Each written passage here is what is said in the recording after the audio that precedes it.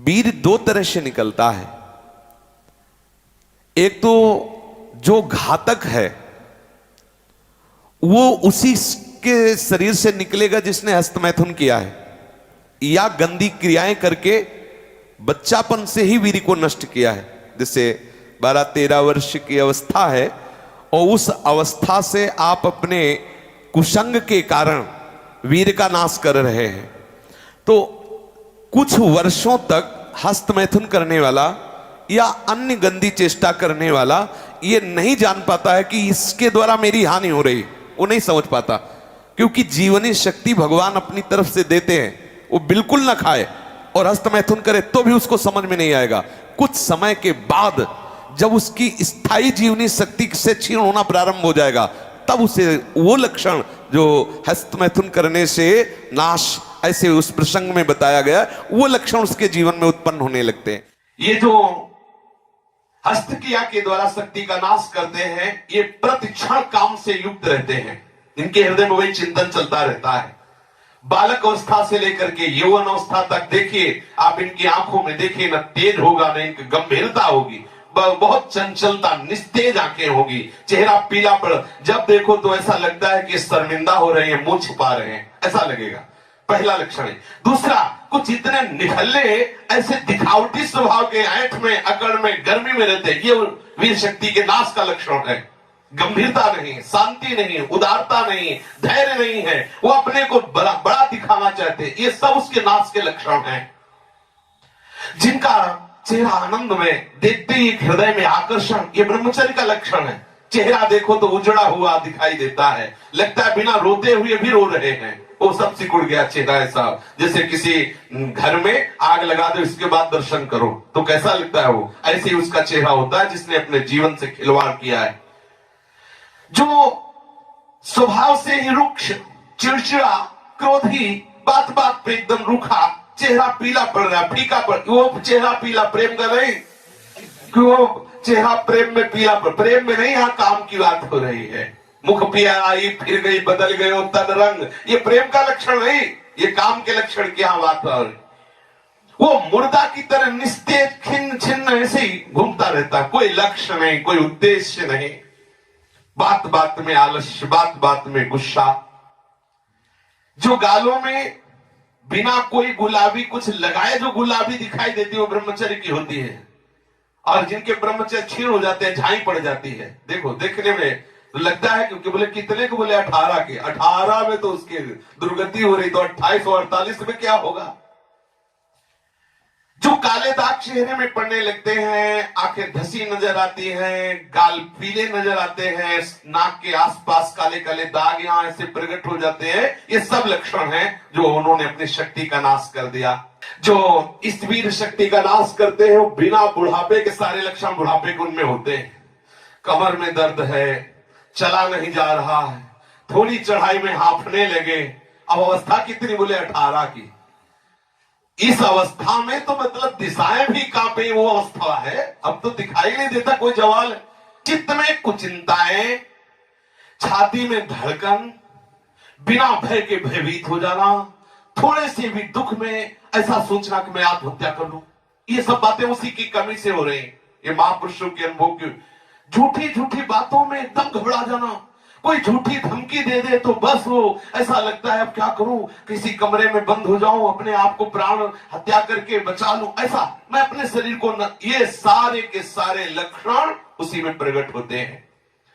जो ब्रह्मचर्य का नाश करता है, नींद ना आना या सोना तो कुंभकर्ण की तरह, मुर्दे की तरह सो जाना, आलस्य, जरा जरा देर में वो निरुत्साहित बातें, आंखों में जलन, भारीपन, ये सब स्वप्न दोष अधिक होना, ये सब उसी के लक्षण है जो आपने गलतियां की है। अब यदि वो किसी संग के प्रभाव से हस्तमैथुन बंद कर देता है तो उसका वीरपात होगा। अगर वो 3 दिन में वीरपात करता रहा है तो 3 दिन में वीरपात होगा, पक्का होगा, क्योंकि उसका अभ्यास बन गया है। अगर आप ठीक नियम से चलेंगे तो 6 महीना लगेंगे आपको उसको कवर करने में, 6 महीना लगेंगे।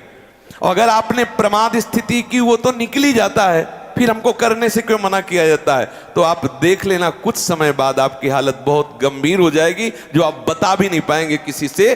क्या गंभीर हो जाएगी, आप ऐसे ही साधारण क्रियाओं में ब्रह्मचर्यहीन हो जाएंगे।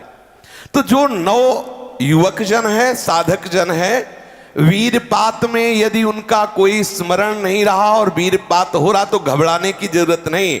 और यदि स्वप्न में आपने स्त्री आदि का संयोग देखा या कोई ऐसी घर्षण आदि क्रिया हुई या कोई ऐसी कामोत्तेजना जनित और फिर आपका वीरपात होता है तो आपके गंदे विचार और पूर्वाभ्यास के कारण होता है। यह बहुत ही गंदी बीमारी है जो आपको अंदर ही अंदर खोखला करती जाएगी। पहली बात, इस स्वप्न दोष से निकलने के लिए हस्त मैथुन को पूर्णतया बंद कर दिया जाए।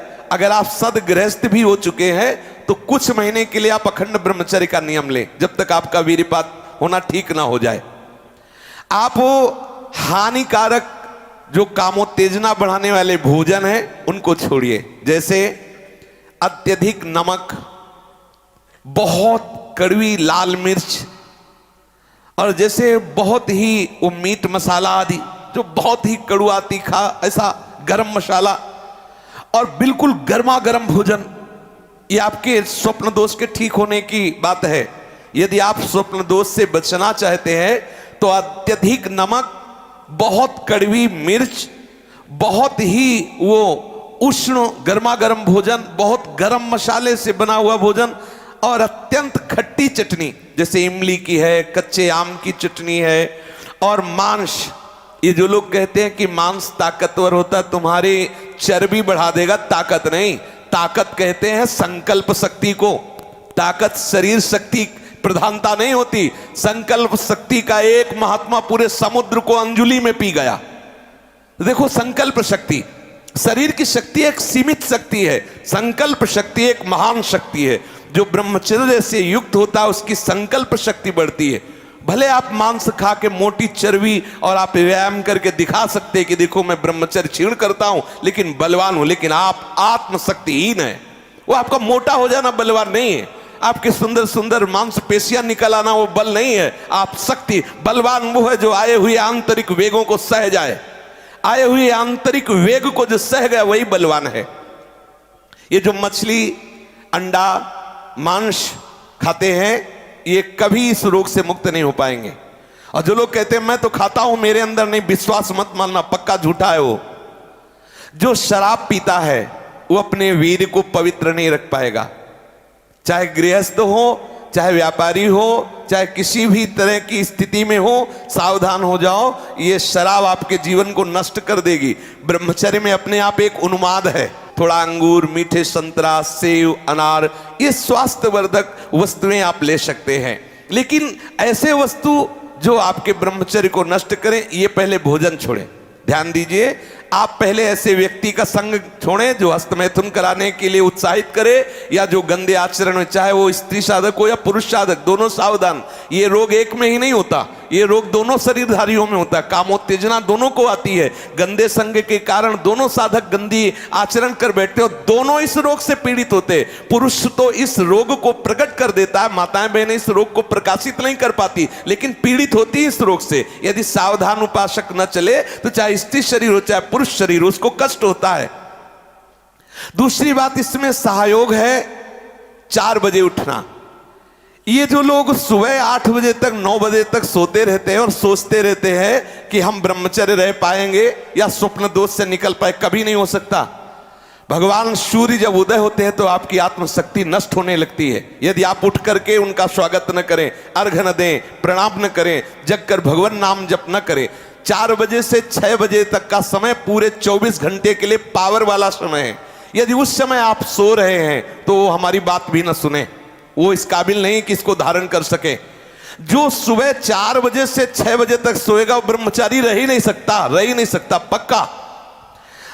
कुछ लोगों को लगता है कि 1-2 बजे ही स्वप्न दोष हो जाता है, 4 बजे की आवश्यकता नहीं। तुमने गलत आदतें की, तुमने अपनी नस नाड़ियों को इतनी घर्षण शक्ति से कमजोर कर लिया है कि रोकने की क्षमता नहीं रखी। तो आपको उदास नहीं होना, ऐसा भोजन छोड़ो, ऐसा संग छोड़ो और 4 बजे जगो।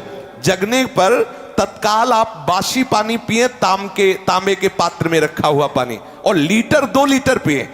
ऐसा ना करें कि आप एक गिलास में छोटा कस की पीजिए, अगर उल्टी हो जाती तो और अच्छा है। आप पी के तो देखिए, वज्रासन में बैठकर जल पीजिए, फिर थोड़ा टहलिए, सोच जाइए। आप गृहस्थ हो, विरक्त हो, कोई भी हो, अगर आप शुद्ध ब्रह्मचर्य रहना चाहते, स्वप्न दोष से निपटना चाहते, तत्काल व्यायाम कीजिए 30 मिनट कम से कम। दंड है, बैठक है, और भी आसन है योगियों ने बताए हैं। और फिर 20 मिनट कम से कम प्राणायाम कीजिए, कपालभाति, अनुलोम विलोम आदि जो भी आप सीख पाए। और इसके बाद 30 मिनट तक कोई खान पान न कीजिए। प्राणायाम व्यायाम के 30 मिनट तक ना आप चाय पीजिए ना पानी। चाय तो बड़े बूढ़ों की बात है, आपका शरीर रोगी हो तो चाय की जरूरत क्या है। ब्रह्मचारी अपने आप में इतना चाय होता है कि उसे जरूरत ही नहीं दूसरे किसी गर्म पदार्थ पाने की। अब ये सावधानी रखे कि जैसे आजकल बहुत बड़ा खतरनाक चल गया है स्मार्ट मोबाइल, इंटरनेट। उसमें क्या है कि बहुत से बच्चे विषयाकर्षण के कारण गंदी फिल्में, जिनमें हमारा शास्त्र आदेश करता है किसी भी पक्षी को भोग करते न देखे, भागवत अन्य शास्त्र भी आदेश करते कोई भी जीव यदि भोग कर रहा हो तो हम ना देखें, और हम मनुष्यों का भोग देखें उसमें, और हम सोचे कि हमारा आप कोई क्रिया ना करो, केवल गंदे वो भोग संबंधी चित्र देख लो तो आपके मन में जो संस्कार बन रहे हैं, जो कामोत्तेजक भाव बन रहे हैं, वो आपको ब्रह्मचर्य नहीं रहने देंगे। सोते जागते उठते बैठते आपका वीर स्खलित हो जाएगा। ये स्त्री संबंधी, पुरुष संबंधी, भोग संबंधी वार्ता हमारे अंदर संस्कार डालती है और हम समझ नहीं पाते। वो हमारे अंदर ऐसी अग्नि पैदा करती है जिससे वीर शक्ति स्खलित हो जाती है। कभी हम सोच में बैठे लघु शंका में तो सबसे पहले वीर स्खलित हो गया। अब आपको लगेगा कि ये रोग है, रोग नहीं, आपकी गलती है। आपने जो गलत चिंतन किया, क्रिया नहीं की, लेकिन मनोवाह नाड़ी ने संपूर्ण शरीर से वीर को खींच करके वो निकाल दिया। अब निकल जाएगा वो आपकी असावधानी के समय, इसलिए आप सावधान रहे। कभी भी कोई ऐसे ग्रंथ को ना पढ़ें जिसमें कामोत्तेजक भाव लिखे हो। हम आहार पर दृष्टि रखें। जैसे हम रात्रि के समय शयन करते हैं तो सावधानी रखें कि शयन के 1 घंटा पहले ही दूध ले लें गरम। अगर हम गर्म दूध लेके सोएंगे तो निश्चित वीर्यपात हो जाएगा। जब हम जान लें कि हमें कब्ज हो रहा है तो हम सरल औषधि लें।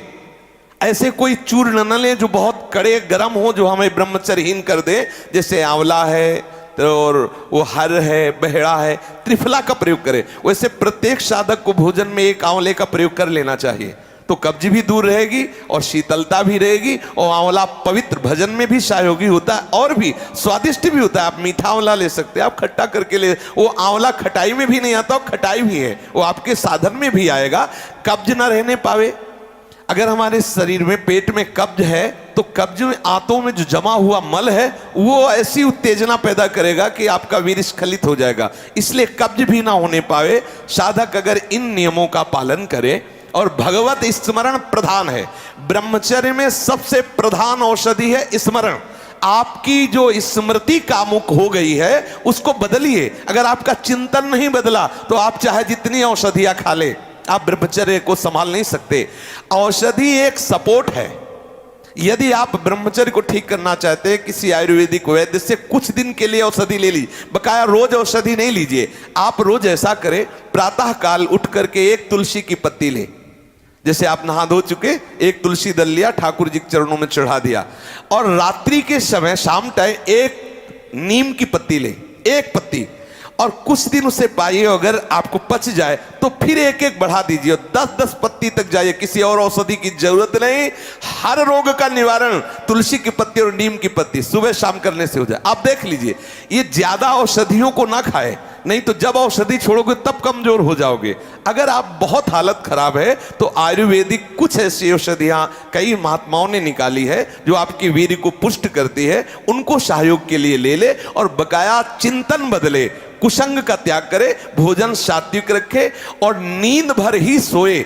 ज्यादा नहीं कि प्रमाद स्थिति में पड़े रहोगे तो फिर भी ब्रह्मचर्य हानि की संभावना है। नींद भर सोए, प्रातःकालीन वेला पर जग जाए, प्राणायाम व्यायाम करे तो निश्चित इस पर विजय प्राप्त। ऐसे ऐसे साधक हैं कि 10-10 वर्ष हो गए स्वप्न दोष नहीं हुआ, 10-10 वर्ष हो गए स्वप्न दोष ही नहीं हुआ। ऐसे भी उपासक है हमारे पास है, अपने पास है, 10 वर्ष हो गए स्वप्न दोष ही नहीं हुआ। तो क्या है, उन्होंने संयम किया, वीर जो है स्थगित हो गया, परिपक्व हो गया, धीरे धीरे ऊर्ध्वगामी होने लगता है। आप कभी घबराए नहीं साधक, सावधानी पूर्वक ये जो बातें बताई गई अपने जीवन में उतारे, चाहे गृहस्थ हो चाहे विरक्त हो। वीर ही अमृत है, वीर त्याग ही मृत्यु है, इतना समझ ले। श्री राधा वल्लभ लाल की।